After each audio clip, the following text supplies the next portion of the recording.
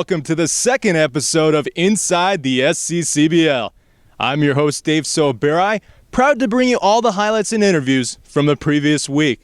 Of course, all 6 teams have finally taken the field, so we have a lot to catch up on. The standings currently shake up like this. The Palm Springs Power picked up right where they left off after last year's record-setting season. They've already set one record this year with an astounding 27 runs in one game, and they're hungry to break even more as the season goes on. Palm Springs is outscoring its opponents 113-38 in the first 10 games, while averaging more than 11 runs per game. TJ Bennett has been a pitcher's nightmare, leading the team in runs with 13 and in batting average with a .487 clip. Jake Howitt has ripped 13 RBIs, which is tops on the team. Ryan DeJesus has almost been unhittable with a 0.90 ERA. And Kyle Crawford is electric, striking out 25 opposing batters. The Legends have had a tough time overcoming the big inning early in the season,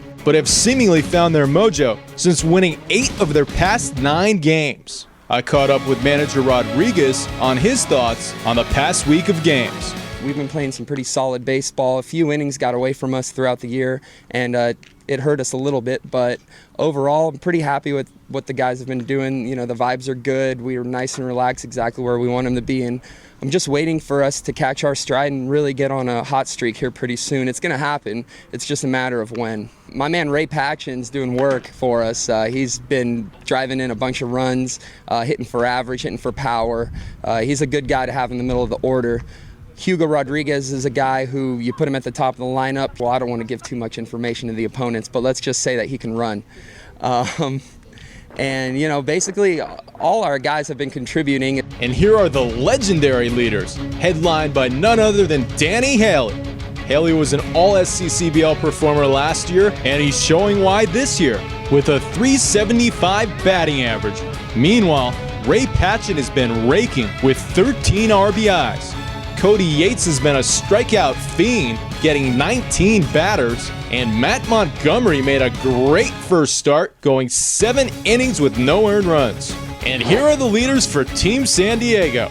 Nick DeRegis leads the team with a .444 batting average. Team San Diego is challenging themselves in the non-league portion of their schedule and is out to a strong 3-1 start in league play, splitting 2 games with the High Desert Heat while sweeping a doubleheader against the Riverside Rebels.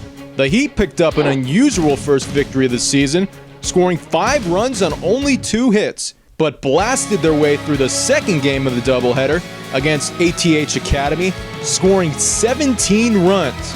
The team has been much improved so far and burst out of the gates 3-1. The Pirates played their first ever game in program history on Wednesday night at Cal Poly Pomona and won 6-0 with the ultimate team performance, using 24 guys in the game. Nathan Virgin, Kyle Jackson, and AJ David each contributed 1 RBI apiece. Finally, the Rebels have struggled in their first few games, but with 10 of the top 35 junior college prospects, according to general manager Matt Conley, they should be able to turn it around very soon. Once again, we want to make this show as interactive as possible. Tweet me at my name, which is at DAVESOBIERAJ, or at the league handle, which is at SCCBL. Using the hashtag SCCBL or of your team name will allow us the opportunity to give fans players' tweets during broadcasts. Now that we've got you all caught up on the past week's happenings, things are about to heat up a bit as I go one-on-one with Heat manager Jesus Beltran. First and foremost, what's going to make this season different than last season? Yeah, last year was a little rough. You know, it's been my first year in the league, just kind of getting my feet wet there.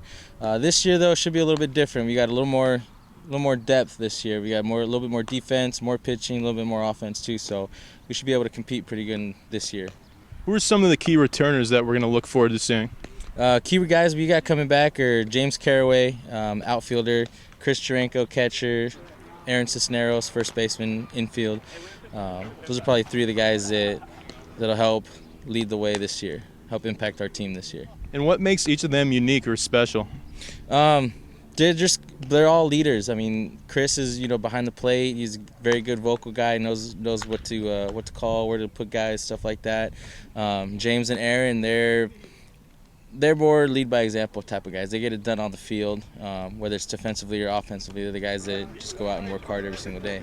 Who are some of the newcomers that are going to make their presence felt this summer?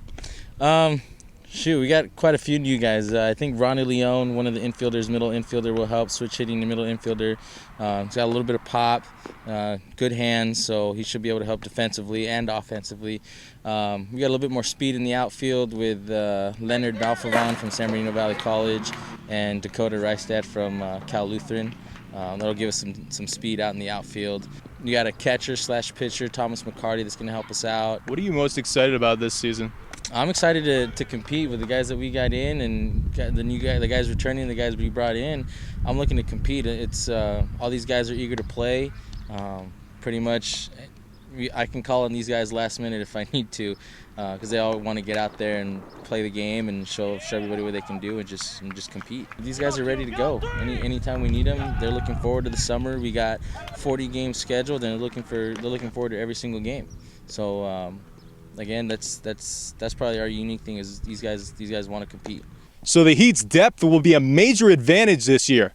No one provides better depth than our next guest, a pitcher-catcher extraordinaire. Alongside Thomas McCarty, the talented player for the High Desert Heat.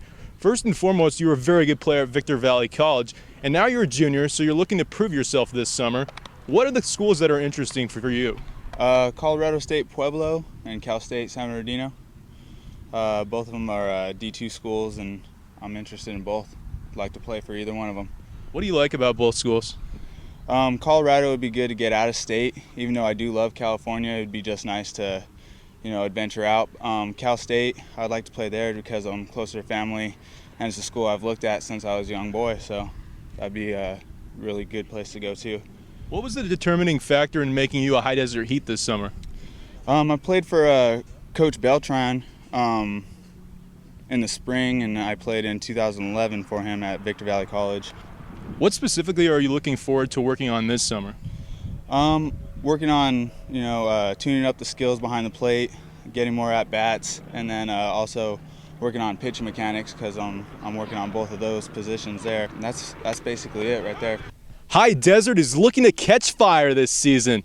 And our next guest, Jack Collingsworth, provides some extra pop in a lineup that has been tearing it up over the first 4 games of the season. First of all, what made you want to be a member of this Heat team? The Heat are a good college level team in my area where I live. I'm from Apple Valley. There's guys on the team that I've grown up playing with. It's a high level of baseball, good coaching, and it's a good place to go and improve. Now you play collegiately for Indiana Wesleyan, so what's it kind of like to be back in Southern California for the summer? Oh, man, I mean, one thing I don't miss is the cold. It's definitely a lot warmer here, more mild climate. I just like playing with guys that I know too. I can relate to them more. It's different being on another side of the country playing. Things are just different in general, so it's good to be back home playing again. What do you like most about Indiana Wesleyan? Indiana Wesleyan is an awesome school. It's a good Christian school. It's a good environment to be in, to go and improve academically and athletically. It's great in the classroom, and the team's a great group of guys that all just want to go out and improve and just be the best that they can be. So it's a good school to go to, and I'd recommend it to anyone. What are you looking to work on for this summer? Just getting reps, getting at bats, getting time in the field and getting in. It's, talking to my coaches at the end of the year, the biggest concern for this next coming season is just getting more reps and just polishing small details of the game. Last but not least, I understand you're related to Chris Collingsworth, so kind of what's the relation with him? Just distant relationship, don't see him much. He's off doing his thing, and hopefully someday, maybe he'll be interviewing me. You never know, but it's pretty cool. It's no big deal. That'd be awesome. Let's look at the upcoming live broadcast schedule on SCCBaseball.com.